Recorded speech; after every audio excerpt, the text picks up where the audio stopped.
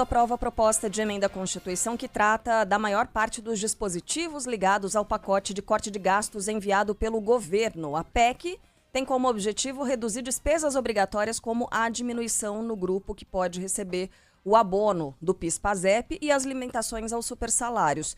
Também foram aprovadas mudanças na destinação dos recursos do Fundo de Manutenção da Educação Básica, o Fundeb. João Pedro Melo está na linha conosco para trazer mais informações nessa sexta, JP. Está todo mundo querendo pisar no freio, está todo mundo querendo a informação mastigadinha.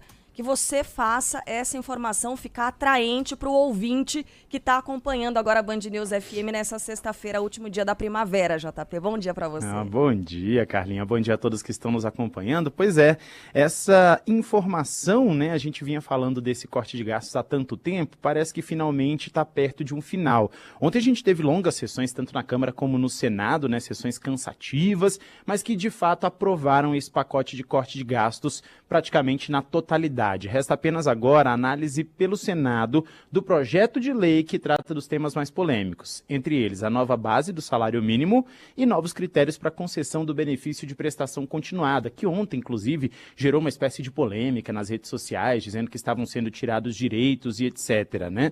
Todas essas matérias que compunham o pacote passaram na Câmara, mas com alterações. No total, foram apreciadas durante a semana um projeto de lei complementar que permite o bloqueio de certas emendas parlamentares em caso de déficit e outras medidas. O projeto de lei que trata do salário mínimo e outros benefícios e uma proposta de emenda à Constituição que, entre outras coisas, traz um novo cálculo para o abono salarial. Bom, o recesso parlamentar ele começa na próxima segunda-feira, né?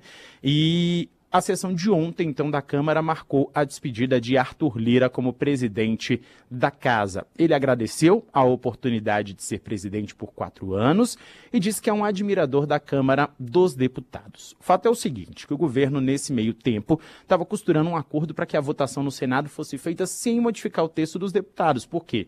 Se tivesse algum tipo de modificação, tinha que voltar de novo para a Câmara, e isso foi feito. A única mudança foi uma emenda de redação, que no caso suprimiu uma parte do texto, isso não precisa voltar para a Câmara, que é o artigo da proposta de emenda à Constituição que permite a realocação de verbas do Fundo da Educação Básica, o Fundeb, para merenda escolar. Esse texto, então, foi retirado, com isso não há necessidade de voltar para a Câmara dos Deputados. Bom, os senadores firmaram um acordo para analisar o texto que resta ainda nessa sexta-feira e a sessão deve ocorrer agora de manhã. Os 3 textos foram bastante modificados antes da votação, o que pode ser considerado uma desidratação das medidas que foram enviadas originalmente pelo Ministério da Fazenda. O ministro Fernando Haddad falou sobre isso várias vezes, mas acabou que o texto foi desidratado. A previsão é de que os temas do PL, que ainda precisam de análise, ou seja, do projeto de lei, especialmente a questão do BPC, ainda rendam boas discussões no Senado. E é por isso que a gente vai ficar de olho nessa matéria. Portanto, a parte mais polêmica, que é essa do BPC, ainda precisa ser votada junto com a nova regra do salário mínimo. Então, esse é o ponto de hoje, sessão que está marcada agora para amanhã, né, para amanhã dessa sexta-feira, e que os parlamentares já estão doidos aí para pisar no recesso. Agora, tem aqui o JP, ele pincelou, né, toda essa questão dos deputados, falou do Arthur Lira. Agora, a expressão, JP, chão de fábrica, eu ouvi Arthur Lira falando, né, sobre isso, porque a sessão de ontem marcou o fim dessa da era Arthur Lira, e ele prometeu voltar ao chão de fábrica e falou de um jeito assim, nossa, carregando uma humildade. Chão de fábrica é o plenário, no caso. Ele vai voltar ao chão, ele vai deixar de ser presidente da Câmara dos Deputados e vai voltar ao chão de fábrica. Uma das diferenças... assim, foi um tapa na minha cara. É o simbolismo, é claro, ele vai deixar de ter tanto poder, ele vai. Mas, cara, exato, vai virar uma espécie de baixo clero, né? Chão de fábrica. O JP, me corrige aí se eu estiver errado. O presidente da casa tem algumas prerrogativas. Se não me engano, ele tem 2 motoristas, enquanto o deputado comum, chão de fábrica, tem um só. Então é uma mudança radical, né? É uma mudança radical, Megali. Por exemplo, meu Deus, o presidente da casa tem direito a 2 motoristas, os parlamentares normalmente não têm. Alguns, inclusive, andam de veículos por aplicativo. Eu não acredito. o presidente... Mas e o carro? O carro é só no Senado, o carro oficial é no corporativo. Senado só. Ah, nossa, que maldade.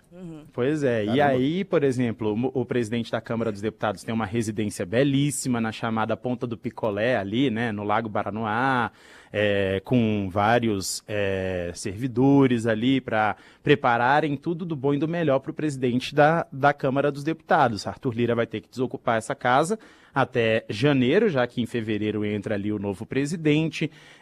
Qual outra prerrogativa que ele tem? Tem uma sala exclusiva, que é a sala da presidência, que é belíssima, inclusive, de frente ali para a esplanada dos ministérios, um janelão bonitão que tem ali no Congresso Nacional, ou seja, esse também vai ter que ser desocupado até o final de janeiro.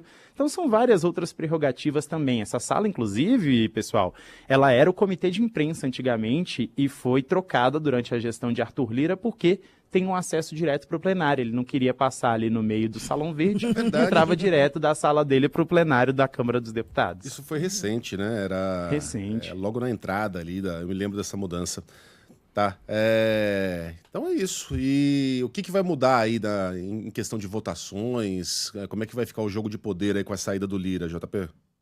Olha, o jogo de poder, por enquanto, deve ficar praticamente a mesma coisa, até porque a expectativa é de que Hugo Mota, candidato do próprio Arthur Lira, entre na presidência da Câmara, né? Então ele vai ter ali ainda um pouquinho de poder, vai voltar ao chão de fábrica, mas nem tanto assim. Claro que os partidos ali do Centrão, entre outras coisas, têm muito poder e ele acaba também tendo uma certa influência, mas não é a mesma coisa de você estar ocupando uma presidência, né? Você não tem todas as prerrogativas de presidente, então provavelmente vai se colocar ali em um lugar de destaque, mas não tanto destaque assim o Arthur Lira.